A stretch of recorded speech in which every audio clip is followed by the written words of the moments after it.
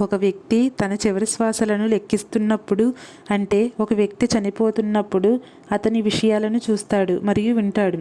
అతనికి ఎలాంటి అనుభూతి కలుగుతుంది? ఇవన్నీ గరుడ పురాణంలో వివరించబడ్డాయి. ఇప్పుడు మనం ఈ విషయాలన్నీ వివరంగా తెలుసుకుందాం. గరుడ పురాణం ప్రకారం ఒక వ్యక్తి చనిపోతున్నప్పుడు ఒక రహస్యమైన తలుపు తెరుచుకుంటుందని చెప్పబడింది. కొంతమంది ఆ తలుపు నుండి కాంతి కిరణాలు రావడం చూస్తారు. మరికొందరు ఆ తలుపు నుండి అగ్నిజ్వాలలు రావడం చూస్తారు. ఒక వ్యక్తి తీవ్ర అనారోగ్యానికి గురై ఇలాంటివి చూస్తే ఆ కుటుంబ సభ్యులు అర్థం చేసుకోవాలి. ఆ వ్యక్తి ఇప్పుడు తనను విడిచి వెళ్ళిపోతున్నాడని తెలుసుకోవాలి. జీవితపు చివరి క్షణాల్లో ఒక వ్యక్తి నల్లటి చర్మం గల వ్యక్తుల వల్ల ఇబ్బంది పడకూడదు. మీరు నిజానికి యమదూతలని, ఆ వ్యక్తి ఆత్మను తమతో తీసుకెళ్లడానికి వచ్చారని అర్థం. ఒక వ్యక్తి తన చుట్టూ యమదూతల ఉనికిని అనుభూతి చెందడం ప్రారంభించినప్పుడు అతనికి కొన్ని క్షణాలు మాత్రమే మిగిలి ఉన్నాయని అతను అర్థం చేసుకోవాలి. ఇలా జరిగినప్పుడు చుట్టుపక్కల వాతావరణం కూడా ప్రతికూలంగా మారుతుంది. మరణానికి కొద్దిసేపటి ముందు వ్యక్తి భయాందోళనకు గురవుతాడు. అతని గొంతు నత్తిగా మాట్లాడడం ప్రారంభమవుతుంది. కోరుకున్నప్పటికీ మాట్లాడలేడు. నిజానికి యమదూతలను చూసి భయపడి మాట్లాడటం మానేస్తాడు. మన నీడ కూడా మన వెంట రాదని చెప్పడం మీరు తరచుగా విని ఉంటారు. ఇది కేవలం మాట మాత్రమే కాదు, ఇది నిజం. చివరి క్షణం దగ్గర పడ్డప్పుడు మనిషి నీటిలో, అద్దంలో, నూనెలో తన ప్రతిబింబాన్ని చూడలేకపోతాడు. ఇది జరిగితే అతనికి ఎక్కువ సమయం మిగిలిలేదని వెంటనే అర్థం చేసుకోవాలి. ఒక వ్యక్తి చివరి క్షణం దగ్గర పడినప్పుడు అతను తన గతంలో చేసిన పనులను గుర్తుంచుకోవడం ప్రారంభిస్తాడు. తన గడిచిన జీవితాన్ని అంతా తలుచుకుంటాడు. ఈ జీవితకాలంలో తాను చేసిన చెడ్డ పనులు గుర్తు తెచ్చుకొని పనులకు శిక్ష గురించి ఆలోచిస్తూ భయపడతాడు. చివరి క్షణం వచ్చినప్పుడు అతను తన హృదయంలో దాగి ఉన్న కోరికల గురించి తన కుటుంబానికి చెప్పాలని అనుకుంటాడు. ఇప్పటి వరకు అతను ఎవరితోని పంచుకోలేనివి పంచుకోవాలని అనుకుంటాడు. ఇలా జరిగినప్పుడు మీరు ఆ వ్యక్తి చెప్పే చివరి మాటలను వినండి. ఇలా ఎవరైనా చెప్తే కుటుంబ సభ్యులు అర్థం చేసుకోవాలి. ఇప్పుడు తమను విడిచిపెట్టబోతున్నాడని. ఒక వ్యక్తి మరణం దగ్గరలో ఉన్నప్పుడు అతను తన పూర్వీకులను లేదా చనిపోయే బంధువులను చూడటం ప్రారంభిస్తారు. అతని కంటికి పెద్దలు కనిపిస్తారని అంటారు. అతను మరణించిన తన ప్రియమైన వారిని చూడటం ప్రారంభిస్తాడు. గరుడ పురాణం ప్రకారం ఒక వ్యక్తి జీవితం ముగింపు దశకు వచ్చినప్పుడు అతని అరచేతిపై ఉన్న గీతలు మసకబారడం ప్రారంభమవుతుంది. మహర్షి వేదవ్యాసుడు 18 పురాణాలను రాశాడు. వాటిలో శ్రీమద్ భాగవతం, విష్ణు పురాణం మరియు గరుడ పురాణం ఈ కలియుగంలో ముఖ్యమైనవిగా పరిగణించబడుతున్నాయి. 18 పురాణాలలో గరుడ పురాణానికి ప్రత్యేక ప్రాముఖ్యత ఉంది.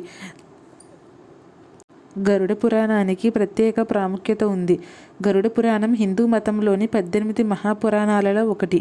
వ్యాస మహర్షి రచించిన ఈ పురాణం వైష్ణవ సాంప్రదాయానికి చెందినది. శ్రీ మహావిష్ణువు తన వాహనమైన గరుడకు ఈ పురాణాన్ని ఉపదేశించారు. గరుడ పురాణం విష్ణు భక్తి, జ్ఞానం మీద ఆధారపడి ఉంది. గరుడ పురాణం మరణం, స్వర్గం, నరకం వంటి విషయాల గురించి వివరిస్తుంది. మరణం తర్వాత ఏం జరుగుతుందో మరియు ఆత్మ ఏ మార్గంలో వెళ్ళాలో వివరిస్తుంది. మరణం తర్వాత జీవితం ఉందా? మరణం అంటే ఏమిటి? మరణం బాధాకరమైనదా? పునర్జన్మ ఎలా వస్తుంది అని చాలాసార్లు ఇలాంటి ప్రశ్నలు మన మనసులోకి వస్తాయి. మరణానంతరం ప్రపంచం గురించి మీకేమైనా సందేహాలు ఉంటే, వాటిని మీరు తెలుసుకోవాలనుకుంటే గరుడ పురాణంలోని ఈ రహస్యాన్ని ఒకసారి వినాలి. గరుడ పురాణం మరణం తర్వాత ఏం జరుగుతుందో మరియు ఆత్మ ఈ మార్గంలో వెళ్ళాలో వివరిస్తుంది. ఇప్పుడు మనం మరణం తర్వాత ఆత్మకు ఏం జరుగుతుందో తెలుసుకుందాం. పురాణాల ప్రకారం ఎవరైనా మరణిస్తే వారి ఆత్మ శరీరాన్ని విడిచిపెట్టే సమయంలో కొంచెం సేపు స్పృహ కోల్పోతుంది. ఆత్మ స్పృహలోకి వచ్చినప్పుడు శరీరాన్ని, కుటుంబ సభ్యులను చూసి నిరుత్సాహపడి విచారిస్తుంది. తన బంధుమిత్రులతో మాట్లాడాలని, తన శరీరం తిరిగి రావాలని కోరుకుంటుంది. కానీ శరీరంలోకి ప్రవేశించలేదు. తర్వాత యమదూతలు వచ్చి ఆత్మని యమలోకానికి తీసుకెళ్తారు. యమలోకంలో కర్మలన్నీ రాయబడి ఉంటుంది. తరువాత ఆత్మ తిరిగి బంధువుల వద్దకు వస్తుంది. పురాణాల ప్రకారం గరుడ పురాణాన్ని కుటుంబ సభ్యులు మరణం తర్వాత మాత్రమే పారాయణం చేస్తారు. దీంతో మరణించిన వారి ఆత్మ శాంతి చేకూరి మోక్షం లభిస్తుంది. మరణించిన వారి ఆత్మ 13 రోజుల పాటు ఇంట్లో ఉంటుందని నమ్ముతారు. అందుచేత గరుడ పురాణాన్ని చదవటం వల్ల పారాయణం చేయటం వల్ల ఆత్మకు మోక్షం లభిస్తుంది. గరుడ పురాణం ప్రకారం శ్రీ మహావిష్ణువు భక్తులను మాత్రమే విష్ణుదూతలు వచ్చి వైకుంఠానికి తీసుకెళ్తారని చెప్పింది. అలాంటి ఆత్మలు ప్రీతిలోకానికి వెళ్ళవు. ఇదే సమయంలో కొన్ని ఆత్మలు వారి కర్మల ఫలితంగా సంపాదించిన పుణ్యం ద్వారా దేవలోకం, పితృలోకంలో చోటు సంపాదిస్తారు. అక్కడ వీరు తమ విలువైన శరీరాన్ని పొందే వరకు నివసిస్తాయి. అంటే తిరిగి జన్మనిచ్చే వరకు ఉంటాయి. మరణం తర్వాత ఏ మతాలు ఆత్మను యమలోకానికి తీసుకువెళ్ళవు. వారు మరణించిన వ్యక్తి యొక్క సూక్ష్మ శరీరాన్ని ఒక్క రోజులో 16,000 కిలోమీటర్లు తీసుకెళ్తారు. మరణించిన రోజు మాత్రమే యమలోకంలో ఉండేందుకు అనుమతిస్తారు. గరుడ పురాణం ప్రకారం మరణించిన తేదీ నుంచి చనిపోయిన ఏడాది పాటు బ్రాహ్మణులకు తర్పణం చేయాలి. ఇలా చేయటం వల్ల యమదూతలు ఆత్మబలం పొందుతారు. వారు ముందుకు వెళ్ళే సామర్థ్యాన్ని, శక్తిని పొందుతారు. ఇలా జరిగింది. కుటుంబ ఆత్మలు ఈ మార్గంలో ప్రయాణంలో వారి ఆత్మలు బాధపడాల్సి వస్తుంది. దీని కారణంగా పూర్వీకులు కుటుంబ సభ్యులను చూపిస్తారు, పితృదోషాన్ని కలిగిస్తారు. దీని కారణంగా కుటుంబ జీవితంలో అనేక సమస్యలను ఎదుర్కోవాల్సి వస్తుంది. గరుడ పురాణంలో ధర్మం, అధర్మం, పాపం, పుణ్యం, స్వర్గం, నరకం, నీతి, నియమాలు వంటి అనేక అంశాల గురించి వివరించడం జరిగింది.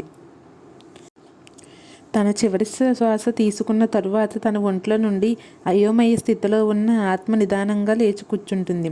ఎదురుగా తనకు కావలసిన వాళ్ళు ఎవరినో చూసి ఏడుస్తుండడం, గుంపులు గుంపులుగా పరిగెత్తుకుంటూ వెళ్ళడం గమనించి ఆశ్చర్యపోతుంది. వీళ్ళందరూ ఎవరి గురించి ఇంతలా ఏడుస్తున్నారు అని వెనక్కి తిరిగి చూస్తే తన కళ్ళ ముందే ప్రాణం లేకుండా పడిన తన శరీరాన్ని మొట్టమొదటిసారిగా చూస్తుంది. ఇప్పుడు ఆత్మ నా శరీరం నాకే అనిపిస్తుంది. ఏంటి నేను పీడకల కంటున్నట్టు, నా నిద్రలేస్తే సరిపోతుందిలే అని అనుకుని మళ్ళీ ఆ శరీరంలోకి వెళ్ళడానికి నానా ప్రయత్నాలు చేస్తుంది. ఒక్కసారి ఇమాజిన్ చేసుకోండి, మీరే ఒక పీడకల కంటున్నారు. ఆ పీడకలలో మీరు 50 అంతస్తుల బిల్డింగ్ నుండి కింద పడుతున్నారు. మీరు కళ్ళు తెరిస్తే ఆ కళ అక్కడితో ఆగిపోతుంది. కానీ మీరు కళ్ళు తెరవలేకపోతున్నారు, ఆ కళను ఆపలేకపోతున్నారు. టైంలో మీరు ఎలా అయితే భయపడతారో ప్రాణం పోయిన మొదటి కొన్ని నిమిషాలు ఎగ్జాక్ట్గా ఆత్మ కూడా ఇలాంటి భయాన్ని ఎక్స్పీరియన్స్ని చేస్తుంది. అలా కొద్దిసేపు ప్రయత్నించిన తరువాత ఇక తన ప్రాణం పోయిందని రియలైజ్ అయ్యి ఇక అప్పటి నుండి తన శరీరం దగ్గరే కూర్చొని వచ్చిపోయే వాళ్ళను చూస్తూ భరించలేనంత బాధను ఎక్స్పీరియన్స్ చేస్తుంది. తరువాత తన ఇంట్లో తనకి ఇష్టమైన వస్తువుల దగ్గర, అలాగే వ్యక్తుల దగ్గరగా ప్రేమగా చూస్తూ వాళ్ళను విడిచి ఎలా వెళ్ళిపోవాలో అర్థం కాక సతమతం అవుతుంది. అలా మొదటి 23 రోజులు అక్కడికక్కడ తిరుగుతూ తన అంత్యక్రియల దగ్గరే ఉండి చూస్తూ తను ఎంతో ప్రేమగా, గర్వంగా చూసుకున్న తన శరీరాన్ని చివరిసారిగా చూసుకుంటుంది. ఇక అంత్యక్రియలు ముగిసిన తరువాత 4వ రోజు ఆత్మ యమదూతలు ప్రత్యక్షం అవుతారు. వాళ్ళు ఎర్రటి కళ్ళతో, అతి భయంకరమైన నల్లటి శరీరంతో ఆత్మకు ఒక గాలం లాంటిది వేసి బలవంతంగా ఈడ్చుకుంటూ యమలోకానికి తీసుకెళ్ళటానికి ప్రయత్నిస్తారు. ఆత్మ భయంతో ఏడుస్తూ అక్కడే ఉండడానికి విశ్వప్రయత్నాలు చేసిన దయ అంటే కూడా తెలియని యమదూతలు ఎటువంటి కనికరం లేకుండా యమలోక ప్రయాణం మొదలుపెట్టిస్తారు. అయితే మంచి కర్మలను చేసిన ఆత్మలతో మాత్రం యమభట్లు కఠినంగా ప్రవర్తించరు. వాళ్ళను తీసుకెళ్లే దారి కూడా అంతే కష్టంగా ఉండదు. కానీ పాపాలు ఎక్కువగా చేసిన ఆత్మలకు మాత్రం 4వ రోజు నుండి 10వ రోజు వరకు రోజుకి 27 యోజనాలు అది భయంకరమైన దారిలో నడవాల్సి ఉంటుంది.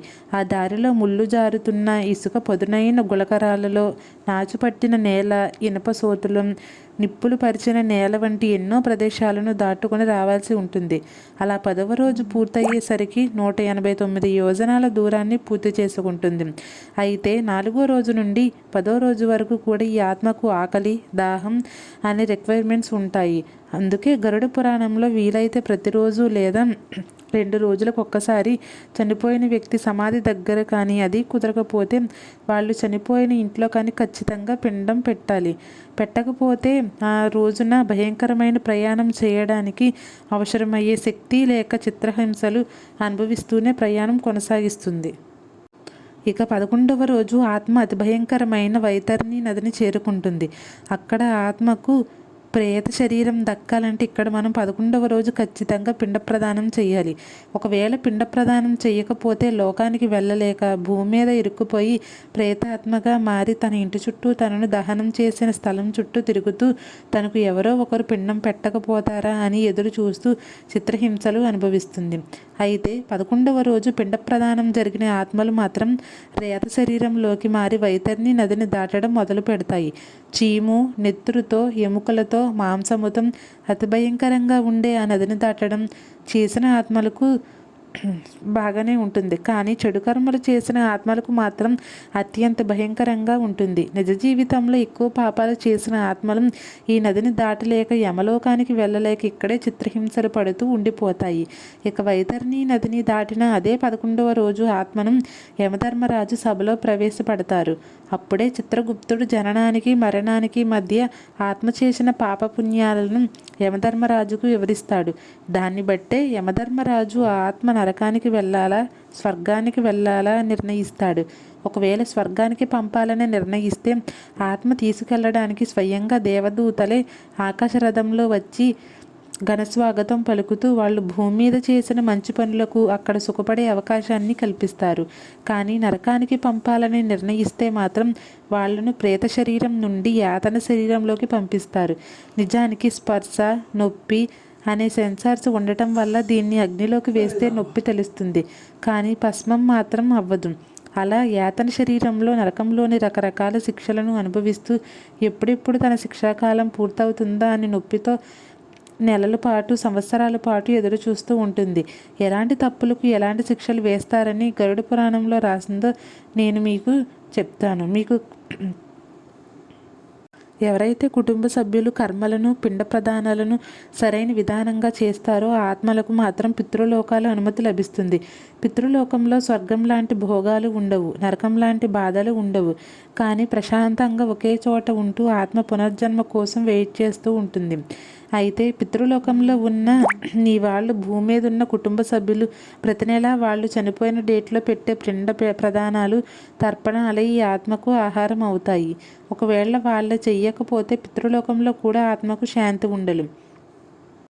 ఇలా ఆత్మ తను చేసుకున్న పాపపుణ్యాలను బట్టి, తన కుటుంబీకులు చేసే శ్రాద్ధకర్మలను బట్టి స్వర్గ నరక పితృలోకాల్లో సమయాన్ని గడిపి సమయం ముగిసిన తరువాత మళ్ళీ భూమి మీద పునర్జన్మ పొందడానికి సిద్ధమవుతుంది. అయితే ఎన్ని రోజులు స్వర్గ నరక పితృలోకాల్లో ఉంటారు అన్నది కంప్లీట్గా వాళ్ళ పాపపుణ్యాల మీద డిపెండ్ అయి ఉంటుంది. అది కొన్ని నెలలు అవ్వచ్చు, లేకపోతే కొన్ని సంవత్సరాలైనా కావచ్చు. వాళ్ళ సమయం పూర్తి చేసుకున్న తరువాత పునర్జన్మ పొందాలంటే మాత్రం ఖచ్చితంగా కుటుంబీకులు వాళ్ళు చనిపోయిన 360 రోజుల తరువాత అంటే సంవత్సరానికి కార్యం చెయ్యాలి. అలా సంవత్సరీకం జరిగిన ఆత్మలు మాత్రమే పునర్జన్మ పొందడానికి అర్హులవుతారు. అయితే సమయం పూర్తయిన సంవత్సరీకం జరగని ఆత్మను మాత్రం ప్రేతాత్మలుగా మారి ఆకలి బాధలతో వాళ్ళు చనిపోయిన ఇంట్లోనూ వాళ్ళను దహనం చేసిన ప్రదేశాలను తిరుగుతూ ఉండిపోతారు. ఒక మనిషి చనిపోయిన తరువాత అంతా అయిపోయిందిలే అని చేతులు దులిపేసుకొని ఇవన్నీ పాటించడానికి టైం లేదు, బిజీగా ఉన్నాను అనే మాటల్ని పక్కన పెట్టి బ్రతుకున్న అన్ని రోజులు కేవలం మన కోసం కష్టపడిన వాళ్ళ కోసం పిండ ప్రదానాలు, శ్రాద్ధకర్మలు లాంటి పద్ధతులను ఖచ్చితంగా పాటించండి. చూశారు కదా, గరుడ పురాణంలోని ఆత్మ చనిపోయిన తర్వాత ఏం చేస్తుంది, అలాగే చనిపోకముందు మనకు వచ్చే సూచనలు ఏంటో తెలుసుకున్నాం. ఈ వీడియో కానీ మీకు నచ్చితే లైక్ చేయండి, షేర్ చేయండి, సబ్స్క్రైబ్ చేసుకోండి మా ఛానల్. Thank you.